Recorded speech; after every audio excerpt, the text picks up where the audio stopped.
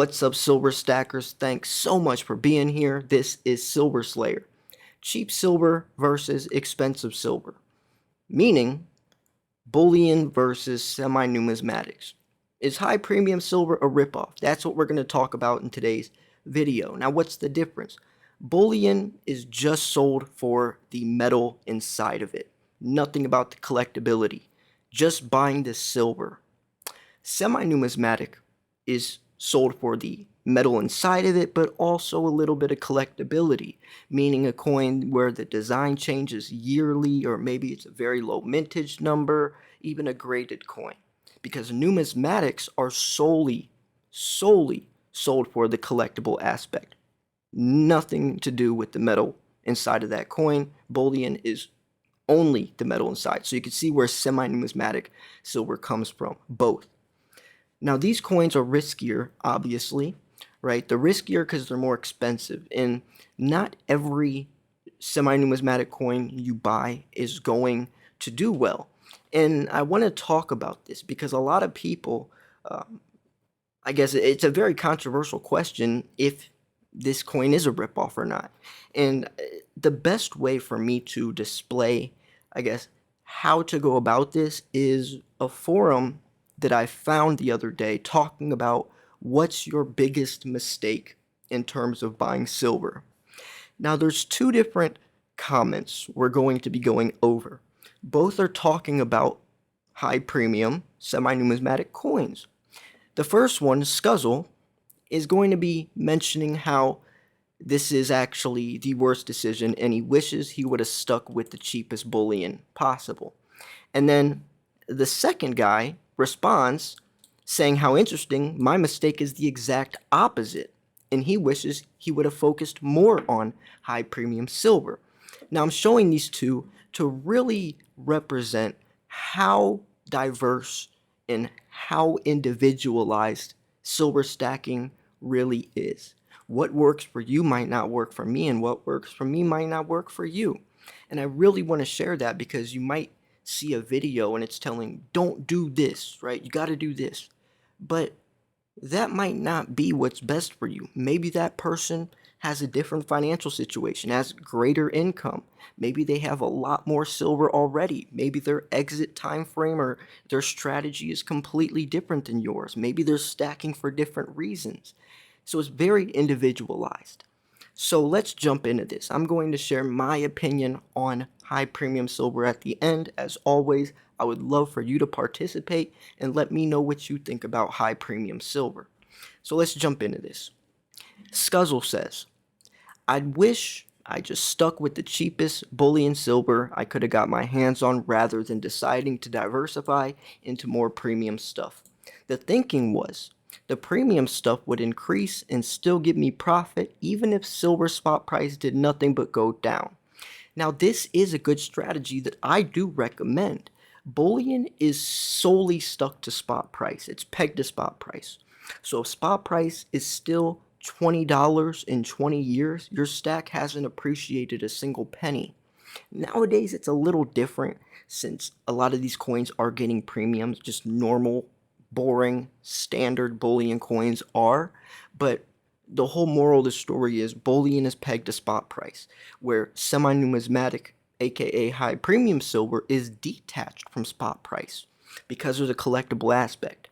So your coins like kookaburras and pandas could triple, quadruple in the next 10, 15 years, where generic silver is only going to do what spot price does. So diversifying into both is really beneficial because you have, your weight, where your cheaper silver you can get to stack weight, but then you have some other silver on top that's also appreciating regardless. But anyways, this guy says, but I've learned, and see, that was his strategy, right? That was his thinking, but he said he wished he just stuck with cheap bullion instead of that strategy. But then he goes on to say, but I've learned I don't have what it takes to identify what to get and what the optimum time shift is on these. So my life would have been a whole lot easier if I just stuck to Silver Britannias, got as cheaply as possible, and just waited as long as it takes for the price to spike. Now, this is also a great strategy. I mean, if you have faith that silver is going to hit $100 an ounce or whatever, then of course going the cheapest route is I guess the most logical, because you already know spot price is going to explode. Going the semi-numismatic riskier route would be if you're kind of on the fence if spot price really will, because then you're saying, well, spot price still is $20 in 20 years. At least I know for sure these other coins will be profiting, but you're not going to have as much weight if you go that route. So someone who's very, very, very sure on silver itself and why silver has so much potential, then yes, bullion makes the most sense. I always recommend beginners to just buy bullion in the beginning. It's like building a house. If you don't have a lot of foundation, if you don't have a strong foundation, a lot of weight, the house is going to crumble, right? And that's actually my mistake when I talked about this video of what's your biggest mistake was I started off with a lot of very expensive, high premium, semi-numismatic coins, and I wish I would have stuck with cheaper stuff in the beginning, right? But anyways, that's what Scuzzle's comment said. But then this guy says, or he says, my mistake is the exact opposite. Exact opposite. This is why when you read just one person's perspective, and let's say I only made a video about this guy's, do you see how that person or the audience could be influenced thinking this is the right way? Thinking that Scuzzle's opinion, his strategy is what you should do. But listen to this guy. How interesting. My mistake is just the opposite. I started buying just the cheapest generics, but wish I had harnessed the power of premium coins earlier. The exact opposite of what Scuzzle said. I don't buy premium coins when I first issued.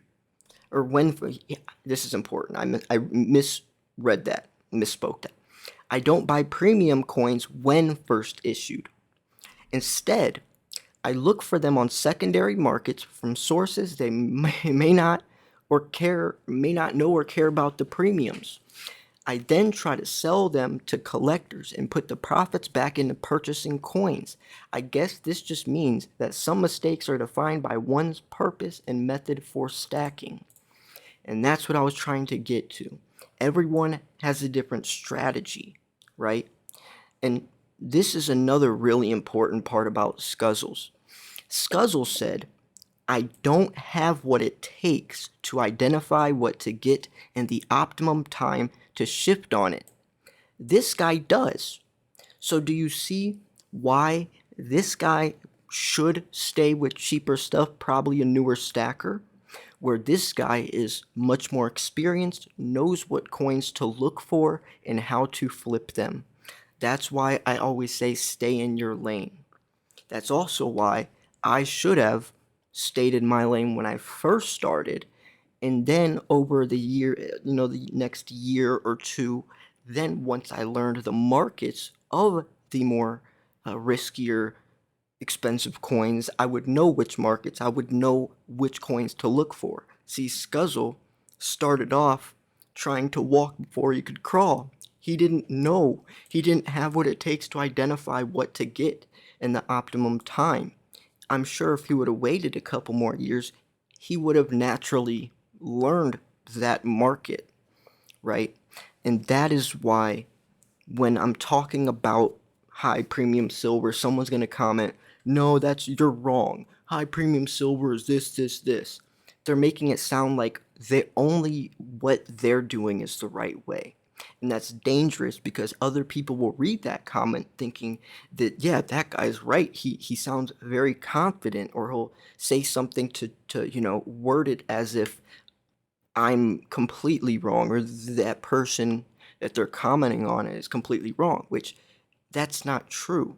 Maybe for that person it is true. Maybe that person already has 500 ounces, so they can start branching off, right? Maybe they have the money to do that. Maybe their time frame of selling is longer or shorter, so that could work for them. But the other person that they're commenting on maybe is a very, very, very new stacker that doesn't have any silver, that should be staying away completely, or maybe doesn't. You see what I'm saying? So I wanted to really show that, not only to show, you know, why some people should stay in their lane, but also to show just how diverse and how beautiful. I think that's the most beautiful thing about silver stacking, is that there's no wrong way. There's no wrong way to do it. I wish I would have started with cheaper silver first, just because I should have got more weight. Now my stack is mainly extremely high premium coins, right? Most of my stack is pandas and kookaburras and, you know, stuff that I can't just sell at my local coin shop, or I would lose out on a lot of money. I would have to sell on eBay and find specific buyers that's willing to pay that price. Whereas a local coin shop, if you have bullion, you could go in there, dump it on the table, and cash out. But like I said earlier, think that uh, diversifying is key. Now, there was another comment where, yeah, it was this comment. So this is another one that's really wrong in my opinion. It's really wrong.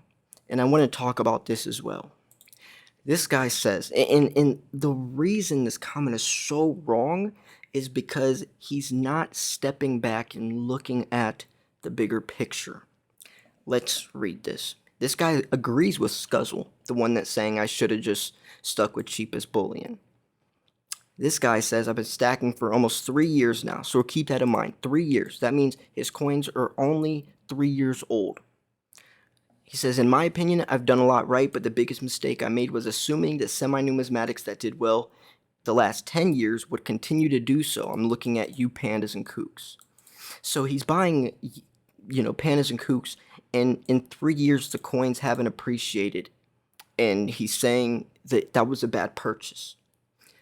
And he's comparing it to the last 10 years.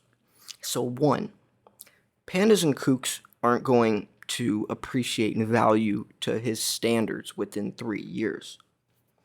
These coins, even if you buy, even if today's time, if I bought like a 2017, 2018 Panda, that's not really long enough for the coin to start to grow the collectability.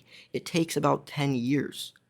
And if he's looking backdating 10 years, well, it's those coins have already gained the profit. So you would have to buy the same year, like this guy said, right?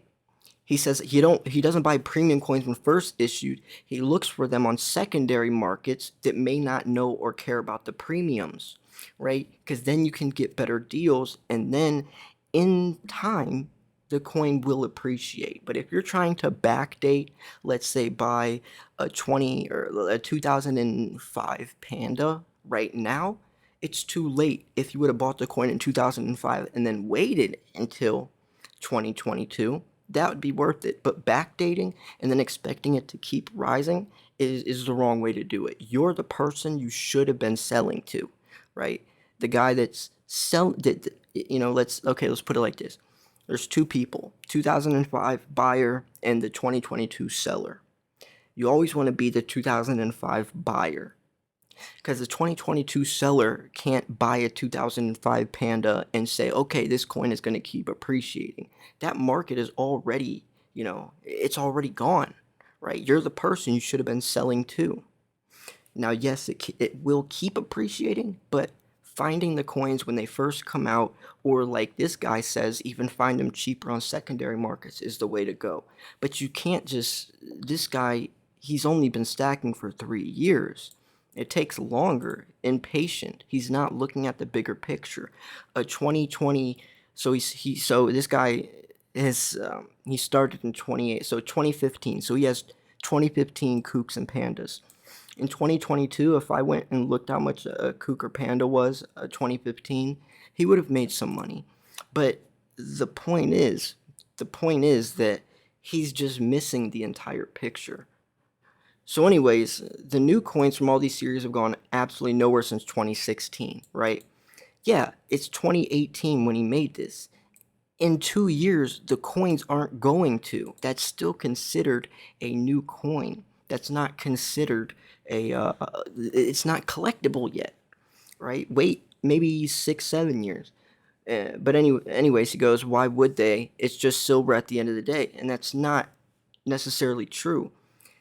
Bullion, a generic round, let's say an American Eagle, a Maple Leaf, Britannia, those all stays the same. The design stays the same every single year. Nothing collectible about them. Minted in the millions and millions of ounces per year.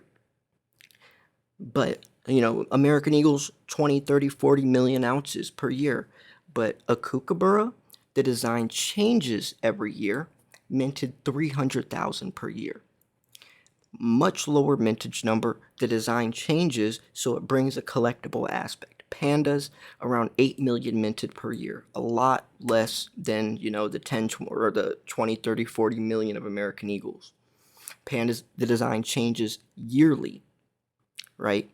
So, makes them more collectible. Everyone wants the new design.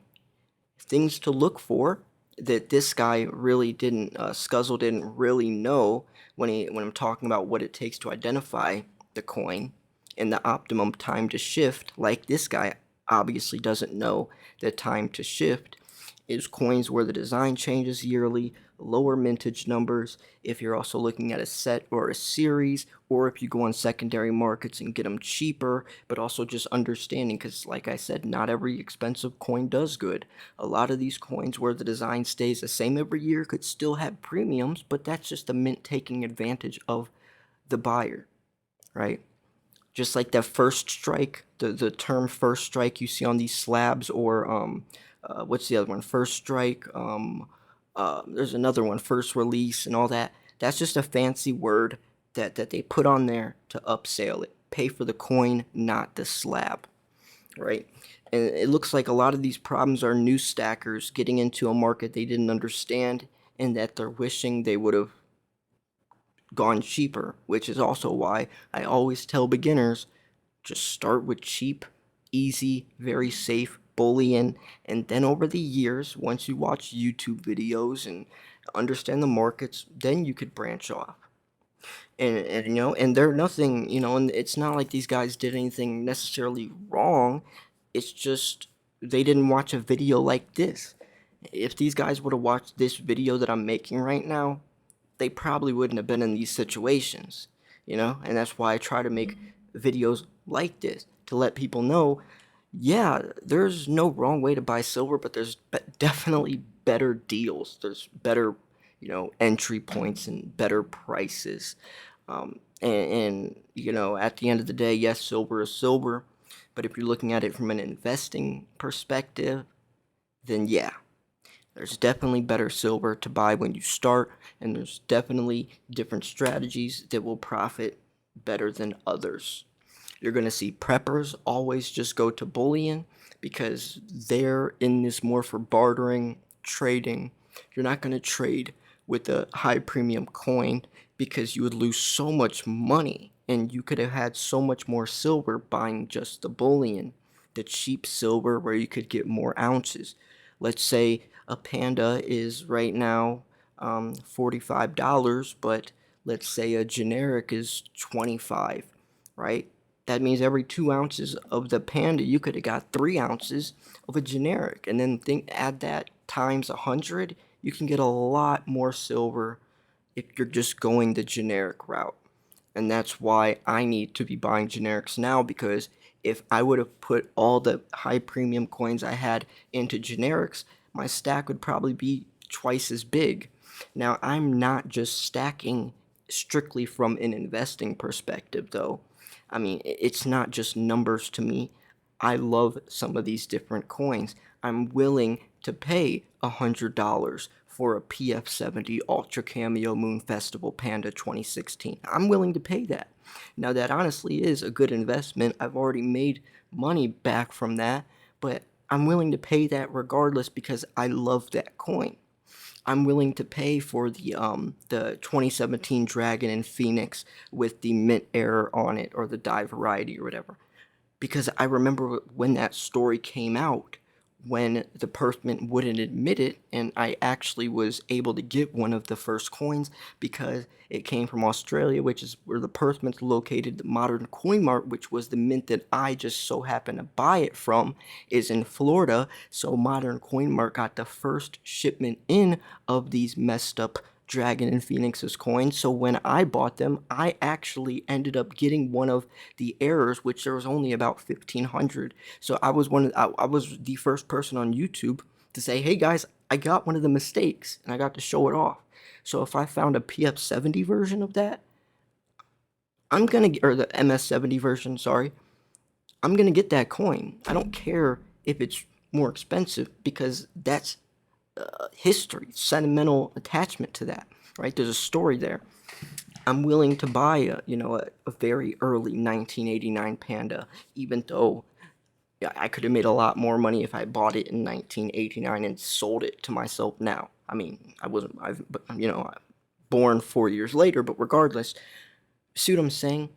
Some people just like collecting these coins. They do. So, anyways, yeah. I don't know. And here's another comment. So this guy says, to purchase semi-numismatic coins with hopes that it will go up is really a gamble. And that's not true. If you buy certain ones, that might be a gamble. But if you look at any type of panda or kookaburra or even koala from 2000 to 2005 to 2007, all of those coins are $60, $70, $80, maybe $50 if you get a good deal on eBay. None of those coins are still the same price as a generic round today. None of them are. So it's not really a gamble unless you sell too early. All of those coins appreciate over time, every single one. All of them do. That's as long as the design changes yearly, there's a lower mintage number and you know the right ones. Now, if you're going to buy some other coin, maybe the design stays the same, maybe it's a colored coin or a coin where it's just there's no market for it, then yeah. But here's another one, Queen's Beast series. Queen's Beast series, perfect example. 2-ounce coins. The coins are, and actually, no, where's that comment? This guy is complaining because he got a Queen's Beast for $30 in 2017. Here it is. This is crazy. This is crazy. This guy, if he would read his comment nowadays, he would delete this because this comment did not age well. Let me show you. Let me tell you. And this is why I'm telling people they're commenting saying they made a mistake way too early. This guy says, for instance, in the past 2 weeks, among other things I purchased a 2017 Queen's Beast Griffin for $30. First off, the Queen's Beast is a 2-ounce coin, the most collectible series out there. He paid $30 for 2 ounces. You can't even get a 1-ounce generic round for $30 nowadays. He got a 2-ounce Queen's Beast series, the first coin, or no, the Griffin was, I think, the second. Yeah, second. For $30. And this guy, he's saying these coins are collectible but with higher premiums. Higher premiums. That's insane to say. Now, he's saying, granted, not every day these deals come along, but they came along enough to allow me to continue buying, selling, reinvesting. He says, I make no claims on approach for everyone, it works for me. So, yeah, so he says, I enjoy searching for deals, haggling where I live, plenty of opportunity to both buy and. So, yeah, so he's someone who also knows what he's doing and is able to buy high premium silvers, right? He's able to. And that's the guy that's probably commenting to the other guy up here that knows what he's doing. And this guy, yeah, he says he thinks he's both right. Both of you are right. Exactly. If you know what you're doing, you can, but stacking generics in the beginning yeah. But, for example, this guy bought this Queen's Beast Griffin for $30. I can't even imagine how much a 2017 Queen's Beast Griffin is nowadays. $80? $90 now? What is it? What is it? Probably, I would say 65 lowest. Lowest. He already doubled his money in 2018. You see what I'm saying? It depends on the coin you're buying and when you buy it. So a lot of these people are thinking that they're right when they're saying high premium silver is such a bad investment, blah blah blah. they're wrong. I mean, that's in their perspective, maybe that's right because they didn't know, but you can't just apply what's right to you to everyone because everyone has different financial situations, different buying time frames, different selling time frames, has different resources. Like the one guy said he can go to flea markets and he has opportunity to, says where I live, there's opportunities for both. Some people there's not, right? He enjoys searching for deals and haggling. Maybe someone else doesn't have that opportunity. So it's all perspective based. And that's what I'm trying to portray in this video. I recommend though, you really should focus on cheap silver in the beginning and then branch out. That's my opinion because diversification is key. Some of these coins will hit 60, 70, $80 even if spot price does stay at $20 for the next 15 years. So yeah, I'm gonna wrap this video up here. Let me know what you think. I think I did a pretty good job of portraying riskier coins. I feel like I did. Let me know if I did. If you think this video was good, educational, informational, entertaining, then and you think it's worthy of a subscription, then click subscribe. Also like the video if you think it was worthy of a like. I'm gonna wrap this video up here. I want to take a second to give a shout out to my channel sponsor, bullionmax.com. I'm honored to be working with one of the best bullion dealers online. Great prices, great deals, and by far the best packaging out of any company that I've ever seen. They even offer a silver starter kit, which is 5 ounces of silver at below employee pricing with extremely high premium coins for a great deal. It's only one per household, but a great way to lower your dollar per ounce average a bit and get a chance to grab some great coins. So shout out to Bullion Max, such a great company, always sending me silver to give away to my subscribers as well. bullionmax.com, and if you want the starter kit, go to bullionmax.com/silverslayer. And also make sure to go to ag47apparel.com if you want to express your love for precious metals with the clothes on your back. Thanks for tuning in. This was Silver Slayer. I'll see you guys soon. Peace.